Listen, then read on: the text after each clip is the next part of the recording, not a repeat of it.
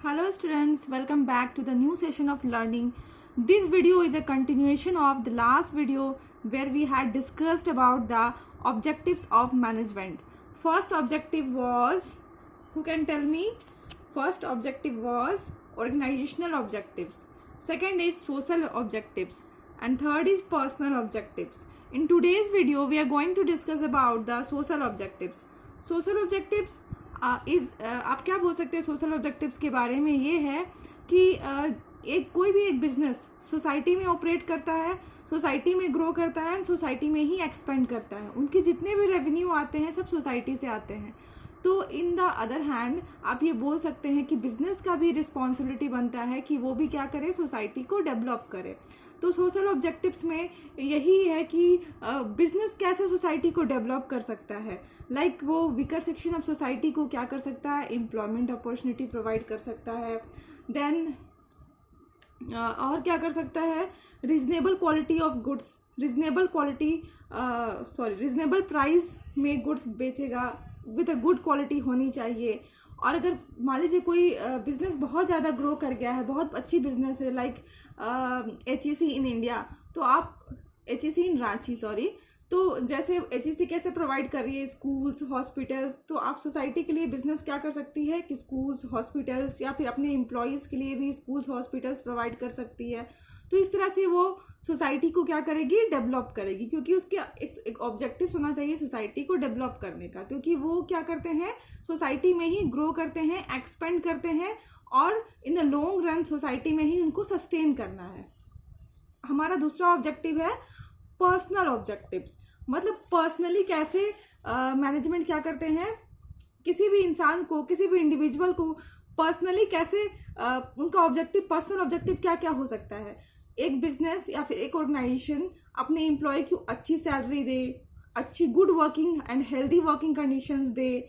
फिर उसको क्या चाहिए, किसी भी ऑर्गेनाइजेशन को रिस्पेक्ट चाहिए अपने इंस्टीट्यूट में, जहाँ भी वो काम कर रहा है वहाँ पर ऑर्गेनाइजेशन में, तो वहाँ पे उसको रिस्पेक्ट दे, स्टेटस दे, एक उनका जो गेन होना चाहिए वो गेन दे. ठीक है, यही उनके पर्सनल ग्रोथ और पर्सनल ग्रोथ में आता है, जो कि हम लोग पर्सनल ऑब्जेक्टिव्स में पढ़ सकते हैं. Apart from this the organization can give training and promotion which will help the employees to do the same work more in a more efficient manner. So in this way individual can grow in a better way. Our next topic is importance of management. मतलब management का क्या importance है. See I have written few importance. It helps in increasing efficiency, helps in achieving group goals, help in achieving personal objectives, and few two are there. Help in creating a dynamic organization, help in development of society. Again we are going to discuss this importance in detail.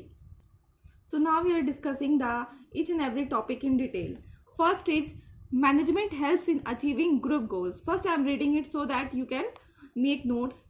Requirement of management is not for individual but for achieving the goal of the organization. देखिए management की requirement एक single individual के लिए नहीं है, बल्कि एक set target है, एक गोल को अचीव करने के लिए क्या चाहिए, मैनेजमेंट चाहिए. The task of a manager is to give directions to the efforts of individuals so that goals of organization can be filled. Manager का क्या टास्क होता है कि बहुत सारे जो इंडिविजुअल्स वर्क करते हैं ऑर्गेनाइजेशन में, उनको एक डायरेक्शन देना, ताकि वो क्या कर सके, अपने जो भी सेट गोल है ऑर्गेनाइजेशन की, उसको क्या कर सके, अचीव कर सके. हमारा दूसरा है management increases efficiency. The main aim of the manager is to reduce cost and increases productivity by taking positive steps like planning, controlling. Here you can add other things like organizing, staffing. Okay, तो यहाँ दूसरा क्या है, management क्या करती है, efficiency increase करती है. कैसे करती है कि जो भी वो प्रोडक्ट प्रोड्यूस करती है, जो भी उनका प्रोडक्शन होता है, वो इस तरह से काम करे ताकि उसका जो कॉस्ट है वो रिड्यूस हो जाए और उसका जो प्रोडक्टिविटी इंक्रीज हो जाए. ओके, और इसके लिए वो बहुत सारे पॉजिटिव स्टेप्स उठाती है, like through planning, controlling, organizing etcetera. Third is management creates a dynamic organisation.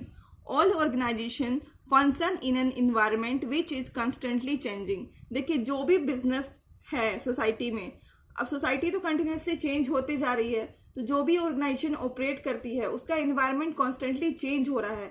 अगर किसी ऑर्गेनाइजेशन को सरवाइव करना है, एक्सपेंड करना है, ग्रो करना है, तो उसको क्या करना पड़ेगा, चेंज को अडॉप्ट करना पड़ेगा. जैसे अभी आप देख रहे होंगे कि हमारे पास इससे पहले जीएसटी नहीं थी, बहुत सारे टैक्सेस थे, इनडायरेक्ट टैक्सेस थे. अभी क्या आ गई है, जीएसटी आ गई है. तो एक ऑर्गेनाइजेशन को हाउ टू फाइल जीएसटी ये नॉलेज होना चाहिए. अगर वो जो भी चेंज हो रही है उसके आसपास उसको अगर वो अडेप्ट नहीं करती है तो क्या हो जाएगा, वो कभी भी ग्रो नहीं कर पाएगी, एक्सपेंड नहीं कर पाएगी. आप हमारे कंट्री में देखोगे क्या होता है, जैसे ही एक गवर्नमेंट आती है वैसे ही एक नया पॉलिसी भी आ जाता है, बहुत सारे नया रूल्स रेगुलेशंस आ जाते हैं. तो कोई भी बिजनेस को क्या करना चाहिए, उस रूल्स एंड रेगुलेशंस को फॉलो करना चाहिए, उसके साथ बाइंड करना चाहिए, okay, so that they can grow in a positive manner. Fourth point is management helps in achieving personal objectives. Personal objectives देखिए मैनेजर जो क्या करते हैं, पढ़ देती हूँ मैं एक बार. A manager acts as a leader. He motivates his team in such a manner that individual fulfills the goal or the set target efficiently. एक मैनेजर क्या करता है, जो भी उनके नीचे सबऑर्डिनेट्स होते हैं उनको क्या करता है, वो मोटिवेट करता है. क्योंकि एक मैनेजर को हम लोग क्या किस रूप से देखते हैं, लीडर के भी रूप से देखते हैं. तो वो क्या करती है, मोटिवेट करती है. इस तरह से मोटिवेट करती है कि जो भी ऑर्गेनाइजेशन का गोल है या फिर टारगेट है उसको वो लोग क्या करें, एफिशिएंटली अचीव कर ले. एफिशिएंटली मतलब in time, in a cost effective manner, cost भी कम लगे, टाइम भी सही टाइम पे अचीव कर ले. Okay, thus in this way individual are able to reach their personal goal by making position in an organization. और इस तरह से क्या होते हैं कि डे बाय डे जो भी आपका इंडिविजुअली है वो पर्सनली ग्रो करते हैं और उनको एक ऑर्गेनाइजेशन में अच्छा पोजीशन मिलने लग जाता है. और वो क्या करते हैं, खुद भी अपने काम के लिए इतने एफिशिएंट हो जाते हैं कि वो अपने जो सेट टारगेट है उसको अच्छे से अचीव कर लेते हैं. Fifth point is management helps in the development of society. देखिए आपको मैं स्टार्टिंग में पॉइंट से ये लिंक्ड है कि मैनेजमेंट क्या कर रही है, कोई ना कोई सोसाइटी में फंक्शन कर रही है, तो उसका जो एथिकल रिस्पॉन्सिबिलिटी क्या होता है, उस सोसाइटी को डेवलप करना होता है. क्योंकि वो उसका रिस्पॉन्सिबिलिटी है, क्योंकि वो वहीं से ग्रो कर रही है, वहीं से एक्सपेंड कर रही है. तो कैसे अब डेवलप करेगी, by providing good quality product at a reasonable rate, services provide करना, वहाँ पे एम्प्लॉयमेंट अपॉर्चुनिटी क्रिएट करना. तो I am reading this.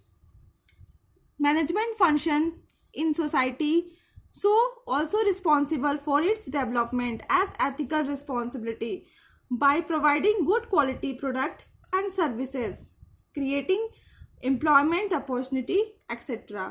So that's all for today, and tomorrow we will discuss a new topic of this chapter. Thank you.